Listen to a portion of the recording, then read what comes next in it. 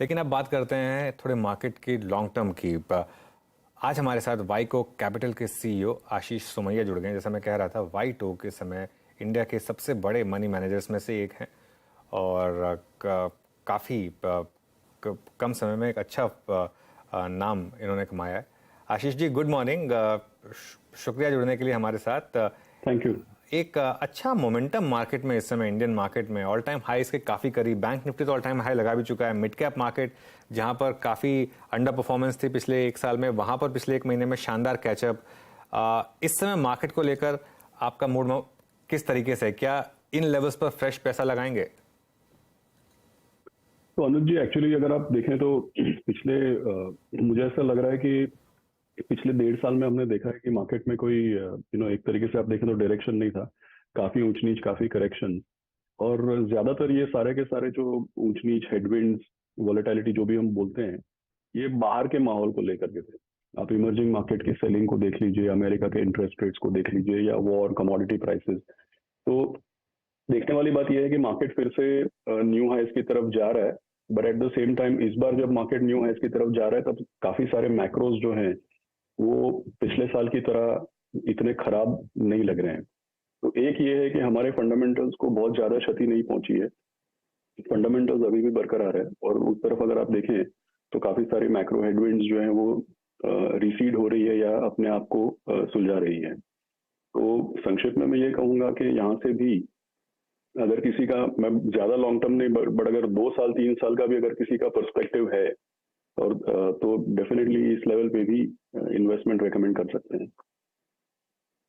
In fact पिछले हफ्ते हम किसी एक बड़े जानकार से बात कर रहे थे, तो उन्होंने बोला जब आपके हाथ में पैसा हो तब एक अच्छा मौका होता है निवेश करने का। तो आशीष जी, अज्यूमिंग किसी के हाथ में एक अच्छा खासा बोनस लगा हो या फिर उनकी तनख्वाह बढ़ गई हो, ये बताइए इक्विटी में इस समय आप कितना पैसा पार्क करेंगे? और मैं इसीलिए सवाल पूछ रही हूँ क्योंकि पिछले महीने ही आपने एक multi asset allocation fund launch किया, जहां पर आप लोगों ने आइडेंटिफाई किया कि इस तरह के मार्केट में इक्विटी, डेट और कुछ सोने चांदी में भी पैसे लगाने के मौके दिख रहे हैं।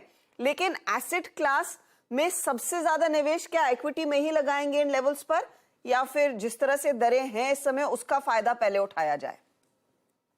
तो हर्षदा जी, एक्चुअली मार्केट में जब भी ब्याज दर का साइकिल चेंज होता है, जिसको हम इंटरेस्ट रेट साइकिल बोलते हैं, तो पिछले 1.5 साल से हम देख रहे थे कि इंडिया के कोविड, पोस्ट कोविड का अगर हम नॉर्मलाइजेशन की बात करें, और साथ ही साथ हम लोग अमेरिका में महंगाई के दर और अमेरिका के इंटरेस्ट रेट्स की बात करें, तो इंडिया में कुल मिला के इंटरेस्ट रेट्स के ऊपर domestic reasons as well as America के और हमारे मैक्रो रीजंस की वजह से ब्याज दर बढ़ रहे थे। आपका सवाल इसलिए इंटरेस्टिंग है क्योंकि इंटरेस्ट रेट साइकिल जब चेंज होता है तो हमेशा एक 6-12 महीने का ऐसा एक पीरियड आता है जहाँ पे फिक्स्ड इनकम और इक्विटी दोनों में ही गेन्स होने की पॉसिबिलिटी हो सकती है। तो सबसे पहला जो आपने सवाल पूछा, मुझे ऐसा लग रहा है कि ठीक है, अमेरिका में अभी भी रेट हाइक हो गए नहीं हो गए, उनकी इकोनॉमी में हार्ड लैंडिंग होगी, सॉफ्ट लैंडिंग होगी, कब फेड का एक्चुअली रुख बदलेगा, कब उनकी लैंग्वेज बदलेगी, ये सब अगले महीने, 2 महीने, 3 महीने के लिए सस्पेंस रह सकता है। बट कुल मिला के मैं ये बोलूंगा कि अगला 1 साल, 9 to 12 मंथ्स अगला ऐसा है कि जहाँ पे इंटरेस्ट रेट साइकिल बाहर का चेंज हो रहा है, साथ ही इंडिया में भी थोड़े इंटरेस्ट रेट सॉफ्टनिंग होने की पॉसिबिलिटी है।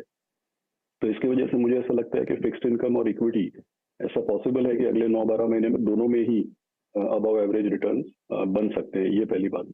दूसरी बात, जैसे मल्टी एसेट एलोकेशन फंड का आपने सवाल पूछा, तो मैं ये बोलूंगा कि generally multi asset allocation fund हम लोग इसलिए क्रिएट करते हैं क्योंकि फिक्स्ड इनकम में जब लोग इन्वेस्ट करते हैं तो 7%, 8%, उसके बाद टैक्स, तो काफी सारे कंसिडरेशंस होते हैं फिक्स्ड इनकम इन्वेस्टमेंट में।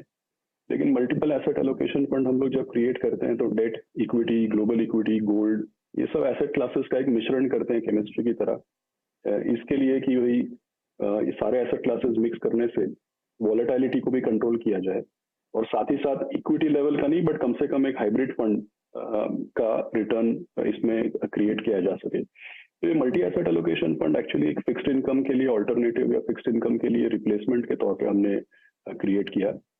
लेकिन जो आपका इक्विटी को लेकर के सवाल था, मुझे ऐसा लग रहा है कि जो अगर जैसा आपने बताया किसी को बोनस है या किसी को भी निवेश करना है, तो अगले 2-3 महीने में पैसा लिक्विड में रखिए, सिस्टमेटिक ट्रांसफर 2-3 महीने में आप 6-7 ट्रांचेस में इक्विटी में डिप्लॉय कर दीजिए, और अगर आप 2-3 साल भी पेशेंस रख सकते हैं तो अच्छा रिटर्न बनने की पॉसिबिलिटी है। ओके आशीष जी, तो इस समय एक्विटीज में आप किन थीम्स पर पैसा लगा रहे हैं? इस समय आपकी प्रेफर्ड थीम्स क्या हैं? तो अनुज जी, एक्चुअली अगर आप देखेंगे तो टिपिकली हम लोग सेक्टोरल इन्वेस्टर नहीं बताएंगे अपने आप को। हम हर सेक्टर में और हर मार्केट कैप में इन्वेस्ट करना प्रेफर करते हैं। और किसी भी समय पे अगर आप देखें तो जैसे BSE 500 को इंडेक्स को अगर आप देखें तो उसमें 20% 21% स्मॉल एंड मिड कैप है। हमारे पोर्टफोलियो में हमको लगता है कि अल्फा पॉसिबिलिटी ज्यादा होती है स्मॉल एंड मिड कैप में, इसलिए करीब करीब 40-45% स्मॉल एंड मिड कैप रहता है ऑन एन एवरेज।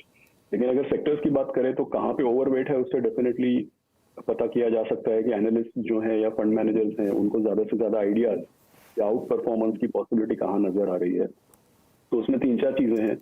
अगर हम BSE 500 के मुकाबले देखें तो ओवरवेट जो है वो डिस्क्रिशनरी कंजम्पशन में है, दूसरा फार्मास्यूटिकल में है, तीसरा अगर मैं कहूँ तो इंडस्ट्रियल और प्राइवेट सेक्टर केपेक्स और ये सब सेक्टर्स में है पिछले 1 साल से, और चौथा अगर मैं कहूँ तो फाइनेंशियल्स में सभी समझते हैं कि अल्टीमेटली क्रेडिट ऑफटेक बढ़ रहा है, इकोनॉमिक साइकिल चेंज हो रहा है।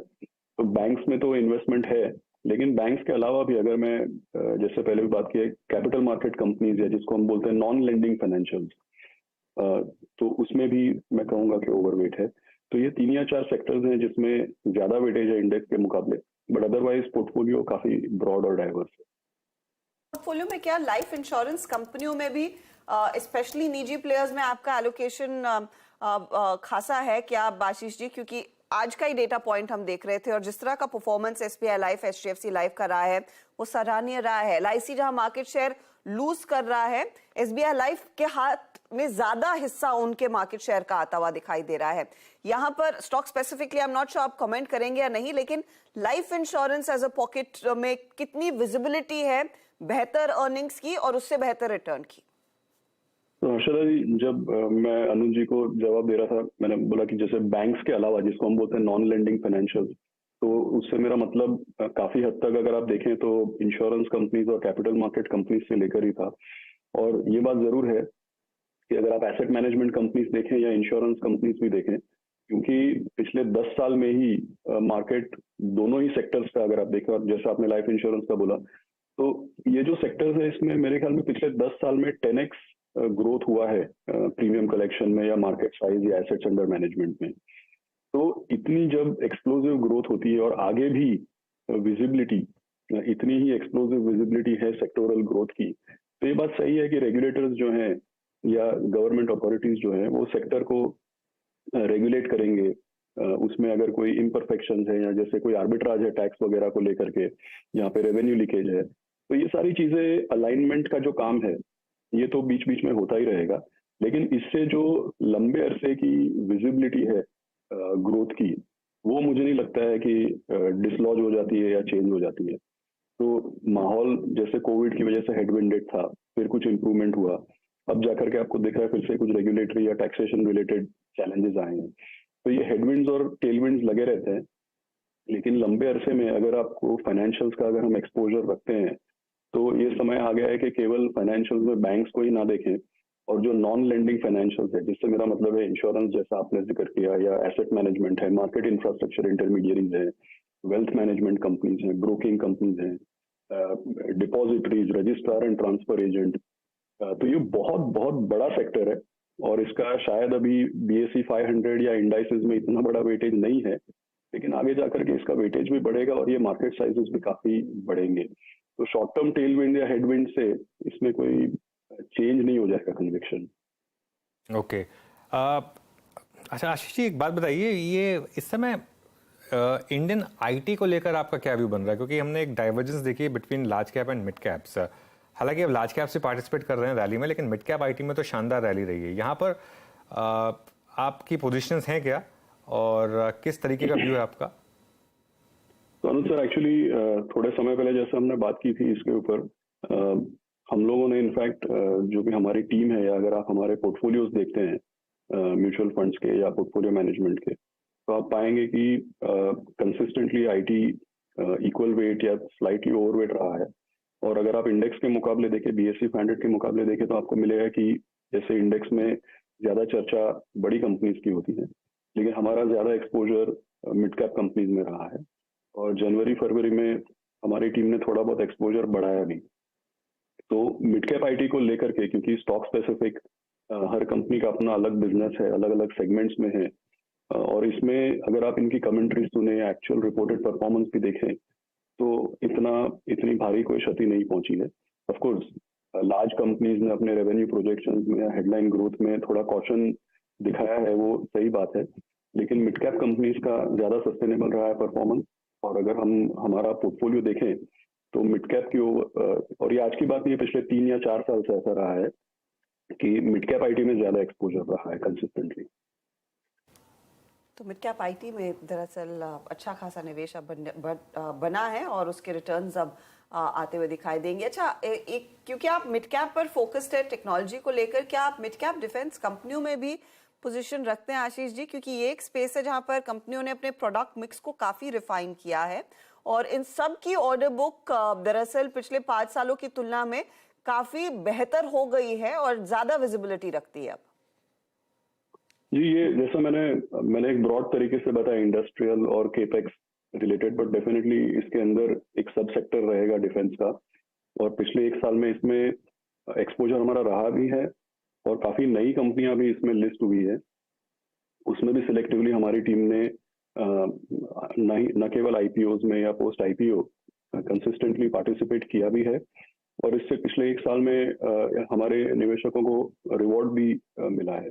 अगर आप देखें 2022 का शुरुआती जो समय था, उसमें एक भारी सेक्टर रोटेशन हुई कमोडिटीज और पब्लिक सेक्टर एंटरप्राइजेस को लेकर के। तो पहले 6 महीनों में, क्योंकि high governance, small and mid cap, bottom of stock picking, ये सब चीजों पे ध्यान था, तो 2022 के पहले 4-5 महीनों में काफी हेडविंडेड एनवायरनमेंट रहा और इंडेक्स के मुकाबले थोड़ा अंडर परफॉर्मेंस भी हुआ।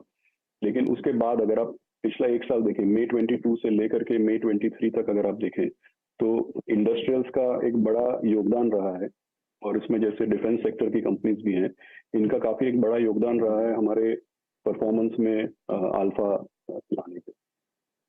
ओके, ये टू व्हीलर स्पेस में बहुत बड़ी रैली, यहाँ पर क्या स्टॉक्स में अब थोड़ा एक, जैसे टीवीएस मोटर जैसे स्टॉक्स हैं आशीष जी, क्या एक मिनी बबल लग रहा है या फिर मार्केट कुछ प्राइसिंग करने की कोशिश कर रहा है जो शायद इस समय हम नहीं देख पा रहे होता, क्योंकि जिस तरीके की रैली हुई है इन स्टॉक्स में बहुत ही स्टनिंग। तो अनुज सर, डेफिनेटली मुझे ऐसा लग रहा है कि ये थोड़ा मतलब टेक्निकल की तरफ नहीं जा रहा हूं मैं, लेकिन मुझे ऐसा लगता है कि अगर आप 2022 का, जैसे पिछले सवाल में भी मैं बता रहा था, 2022 के पहले 6-7 महीनों में एक भारी सेक्टर रोटेशन हुआ मार्केट में। तो कुछ तो है वो, एक्चुअली क्या होता है कि जैसे मार्केट में या इंडेक्स में या स्टॉक परफॉर्मेंस में काफी कारणों की वजह से रोटेशन होता है, और फिर जब वो रोटेशन को लेकर के मैक्रोस चेंज हो जाते हैं, तो एक तरीके से नॉर्मलाइजेशन या रीएलोकेशन भी हो सकता है, और उसमें जो सेगमेंट्स बहुत ज्यादा अंडर वैल्यूड हो गए, उसमें फिर से आपको रोटेशन देखने को भी मिल सकता है। तो मुझे ऐसा लग रहा है कि एक नॉर्मलाइजेशन है जहाँ पे अंडर वैल्यूएशन हो गई थी वहाँ पे, बट इसको ज्यादा एक्स्ट्रापोलेट नहीं करना चाहिए, क्योंकि इस सेक्टर में दूसरे चैलेंजेस भी हैं। जैसे अगर आप 4 व्हीलर्स देखें या इवन 2 व्हीलर्स आप देखें, तो पहले के विनर्स कौन थे, आगे विनर्स कौन रहेंगे, इसमें हर 6-12 महीने में एक्सपेक्टेशंस भी चेंज हो रहे हैं। तो कॉशन रखना चाहिए, ऐसा मेरा मानना है। एक और क्षेत्र जिस पर मैं आपकी राय लेना चाहूंगी वो है रियल एस्टेट कंपनियां। कंसिडरिंग आप पहले ऑफ कोर्स ब्याज दरों की साइकिल की बात कर रहे थे, अब एक चीज हमने देखी, बढ़ती ब्याज दरों के बावजूद रियल्टी कंपनियों में ऑल टाइम हाईस पर ट्रेड बनता दिखाई दिया। अब दरों में एक पॉज आया है, यानी कि इन लेवल्स पर कुछ समय के लिए टिकी रहेंगी। क्या अब मौका है इन स्टॉक्स में और तेजी आने का, या फिर वैल्यूएशंस महंगे लगे? अच्छा जी, मुझे ऐसा लग रहा है कि रियल एस्टेट जो है 2010 से लेकर के 2021 तक ये एक हेटेड सेक्टर हो गया, और पिछले साल जैसे हम बोलते थे डिजिटल कंपनीज के बारे में मीम्स बनने लगे, या डिजिटल कंपनीज जो एक हेटेड सेक्टर था, मेरे ख्याल में वो सबसे ज्यादा रियल एस्टेट उस तरीके का एक हेटेड सेक्टर रहा पिछले 10-12 सालों तक। तो और रियल एस्टेट में और एक चीज ये भी है कि केवल ब्याज दर नहीं, ये भी मैटर करता है कि जब बहुत समय बाद दाम बढ़ने लगते हैं तो एक फियर ऑफ मिसिंग आउट इस तरीके का चीज होता है। तो आप देखिए, अगर एक्चुअली रियल एस्टेट की जो अपटेक है या जो सेल्स है या जो डिमांड है, उसमें पिछले 1.5 साल में इंटरेस्ट रेट्स बढ़ने से कोई बहुत ज्यादा क्षति नहीं आई। तो संक्षेप में ये कहूंगा कि मुझे ऐसा लग रहा है कि काफी समय के बाद सेक्टर में फंडामेंटली टेलविंड्स आए हैं, तो ये थोड़े समय तक बरकरार रहने की पॉसिबिलिटी है, ऐसा मुझे लगता है। ओके, चलिए, तो ये इस समय बात हो गई मार्केट की। आशीष जी, शुक्रिया जुड़ने के लिए आज हमारे साथ और ये सारी बात रखने के लिए।